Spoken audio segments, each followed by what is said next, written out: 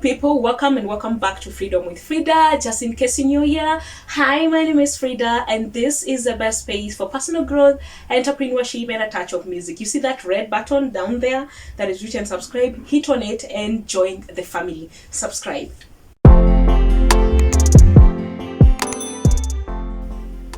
Now, during this quarantine and COVID-19 thing and coronavirus issues, and all of us are stuck at home, no jobs, no businesses and all that, there's some of the lessons we need to get out of this whole thing.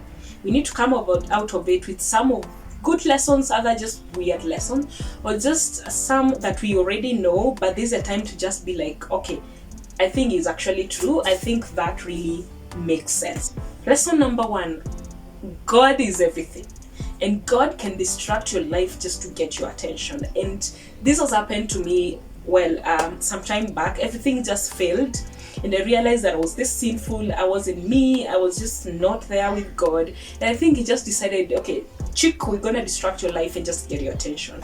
So I think that's what God has done. He just looked at the world and it's like there's a lot of evil, a lot of mistakes, a lot of sin, a lot of people worshiping their jobs, worshiping their businesses, acting like they're good in church, that there's nothing going on there. And He was like, you know what? I can block everything. I can just cut everything out so you can get my attention. And this is a time we are praying even more. This is a time that, the churches, the church leaders are now getting onto your motion. We need to pray. Because I think God, at the end of it all, imagine God is everything. And God will distract you to get your attention. I think that's all He's doing, and that's why I'm so confident that we'll get out of this, the whole thing.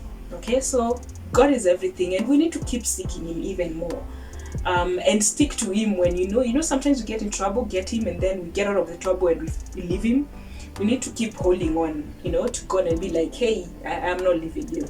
So that's the first lesson I've learned. Second lesson, and something I mentioned in my previous video, is that we really need to make our houses a safe place. Because right now we're spending a lot of time in our houses, we're spending a lot of time with our family at home, and for those who made their house a safe place, like a good place, a feel comfortable kind of place, they're enjoying every moment in that house. But those who've made their house a place to walk in and walk out, it's really hard to spend even 2 hours there. Like a friend of mine was telling me yesterday I spent in the house for 3 hours and I just couldn't take it. I had to leave and go to town and just get out. I just didn't know what to do. And I'm like, dude, you're supposed to be quarantined. And he tells me now, how do I stay in that house? So if you make your house a safe place, it's gonna be very easy for you when it gets to moments like this to just spend time there and get to understand how well you can make that place feel comfortable and even safe. That thing I've learned is learn to enjoy your own company. I know we're so used to people around us. It could be family, it could be colleagues. I realized that you need to really learn to enjoy your own company. You really need to learn to do that, because this is the moment where now you can't leave, you can't go meet your colleagues, you can't go be with the people you work with or be with people who you're in business with. All you're doing is staying at home. And if you're the person who actually can go for days alone and feel okay, then you're not feeling this as much. It's not really that deep compared to those who are so used to being around people. There are people who just can't stay alone. The only time they're alone is only probably when they're sleeping. But they're so used to being around people. It's all about people around you. It's a good thing.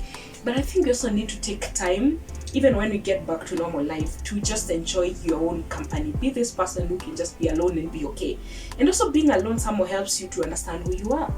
Helps you realize how your thoughts work. What are some of the many positive and negative thoughts that you have, because when you're alone, that's the time you're able to focus. But when you're people, there's a lot of distraction. So learn to enjoy your own company. The fourth most important lesson I've gotten from this whole thing is saving is important. I thank goodness I went for Centonomy last year, guys. Like, what? Guys, you see the saving tips you keep hearing on YouTube, and by the way, I did a video on saving. You can look at it down here.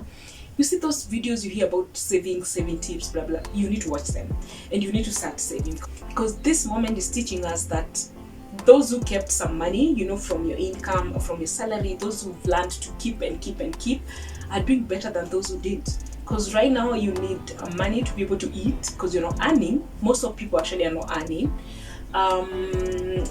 Yes, you have kids and they're looking at you, and they're supposed to be in school right now, but they're at home, so you need money, more money, and food is expensive, guys. So you need to pay rent, and you're probably not earning, or you're earning less than what you are earning. So main saving is, if you don't get anything out of this, learn to save, learn to keep money aside for a rainy day. Just learn to save. That's it. Fifth lesson is social media is the way to go, and it's huge. I was listening to Eric Omondi say that the last time he was on TV was like 10 years ago, and that got me thinking just how huge social media is. Like it's so huge, guys, that we really need to embrace it, and we need to appreciate social media. Because you see those YouTube guys who purely what they do is YouTube, imagine they're still earning, and probably more, because right now people are watching a lot more than when they were working, you know. So social media is huge. If you have a business and it's not on social media, you're going to be out of business in the next 10 years. So you need to get your business into social media. You need to get your whatever it is that you do, please try and connect social media into it, because that's where we're headed. It's huge, guys. It's huge. That's what we're consuming right now. That's what we're consuming most of our time. So think about that, and think of social media as a platform to grow. The sixth thing is, discipline is sexy. If you're this person who has always had self-discipline and you have self-control, this moment is not going to be hard for you, because you're going to make goals, you're going to make things that you can do, and you will follow up to later. Like, it's not going to be, of course it's going to be hard because it's a routine you're used to, but it's not going to be as hard, because you're a person who has self-discipline. You're this person who knows that if I need to do this, I need to do it. I have time value, I have this, I value this, I love my time, I value my time, I value what I put into what I'm doing. So you are going to have a routine at this moment, and it's going to work for you. And at the end of it all, those who are going to come out of this thing more productive are those who had more self-discipline than any other person. So self-discipline is sexy. Point number 7 is family matters. You see that job you work extra hard for, you see that job that you die for, you see that job or that business that makes you not even know your wife or your husband or your girlfriend or your boyfriend or even your kids.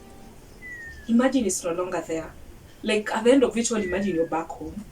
Family is everything. At the end of it all, imagine you come back to family. Those friends, the friends who become your family right now, are the people you're talking to, are the people who are keeping you maybe occupied. But at the end of it all, imagine you came back home. The people who care for you right now are actually your family members. Did you, for those who are working, did your boss call you just to check on you today? No? It's been a week. Have they even checked on how you're doing, because you're not even gonna get a salary? You think they'll call you to ask you how you're surviving? Hell no. No. Those clients that you serve, and you've forgotten your family in the process, and you've just closed your mind, have they asked you how you're doing, how your business is doing? Hell no. Imagine family are the people who are checking on you. Family are the people you're surrounding yourself with. They're the people who are keeping you occupied and keeping you busy. It's just simple. Family matters, and you need to take care of your family. Whatever you call family, that is, you need to take care of them. And I know family can disappoint sometimes. Family members can be hell. They can disappoint and frustrate you, but still at the end of it all, family matters. Point number 8, your attitude will determine just how happy you are. You see this moment where you're just indoors and you don't know what to do when you wake up, and if you have something to do is very little.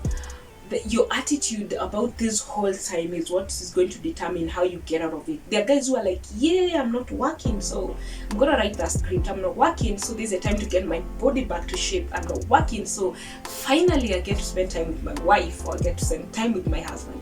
Your attitude will determine how happy you are. And there are those guys who are waking up and thinking, what the hell, what is happening? You know, the bad thing about this quarantine is there's nothing you can do about it right now. Like, you can't wake up and say it's over. You have to pray and hope, you know, but we don't know how long that's gonna happen. So the best you can have is a good attitude, and look for something that will make your mood good. It just make you happy and just get you moving every single day. And your attitude is going to determine just how happy you're going to be at the end of the day. at the end of this quarantine moment, and by the time you get back to normal life. So attitude will determine your happiness. Point number 9 is that everything can end in a blink of an eye. Like, just like that, the things you used to love so much are just not there. And the things that you used to think they will never end, you no longer can have them. Case example is a church. Like, if you guys were told that one day a church will be closed and that you just can't access it and you can't go there, and that people will be like, you're not supposed to go worship. The church is one place that people know you can go. It doesn't matter how rich, how poor, it doesn't matter how godly or ungodly you are, it doesn't matter who you are, how dirty or clean you are. The church takes everybody. But right now, they're all locked down. Like, guys, we can't access churches today. And that got me thinking that even the things we think are there to stay can go anytime. Like, they're no longer there. We can't have them anymore. So let's appreciate the good moments and let's make good use of them, and let's learn from the lessons. Let's get lessons from the experiences during that moment when they're there. Let's not take things for granted. There are people who are saying the other day, "Atisa wamefunga church, now are they locking down church?" And I'm like, when was the last time you're in church? But right now, because it's locked, is when it's now hitting you that, okay, actually we're supposed to go to church. I'm just giving church as an example. But you see, there are no churches, there are no clubs anymore. Your business is closed. Like guys, it's that serious. Anything can end in a blink of an eye. So make good use of your time and appreciate the good things and take the lessons from the bad experiences. And the last point is, we need to invest more into this. We need to invest a lot more into knowledge, skills, who we are. Know yourself much more better. Because at the end of it all, what you've got right now is you. Your business is no longer there. That defines you. When you ask people, so tell me more about Fridah, you're like, you talk of what you do, not who you are.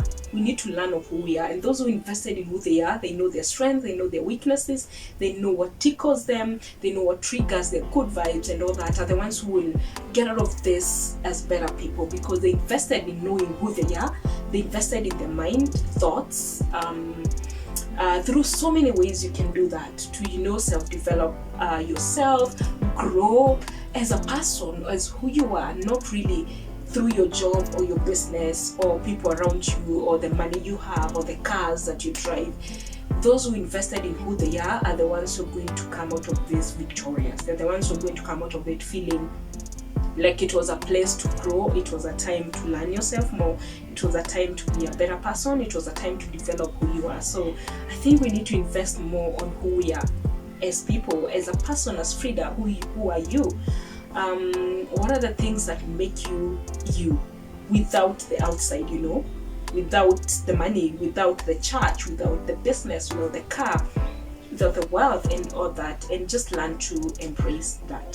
Stay safe and stay positive. Always speak well of yourself, and until next time, bye.